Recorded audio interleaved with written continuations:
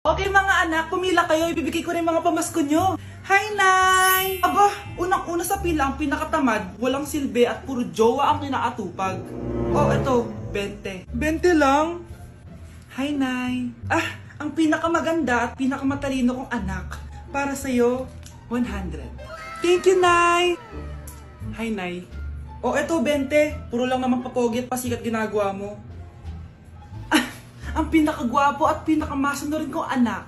At dahil dyan, meron kang 100. Ayan mga anak, nabigay ko rin mga pamasko nyo. Ano naman yung mga bibigay nyo sa akin? Sino ba naman ako, diba? Ah, na ito po regalo ko sa inyo. Sukli po yan sa 20 na binigay nyo sa akin. Sukli? Na yung regalo ko po sa inyo, yung perfect score ko sa quiz. Perfect? Pwede na. Nay, regalo ko sa iyo yung 10,000 na followers ko sa TikTok. O, diba? 10k followers. Nay, ito po regalo ko. Buti pa si Kyle may regalo sa akin. Di tulad ng iba dyan. Kyle, ano to?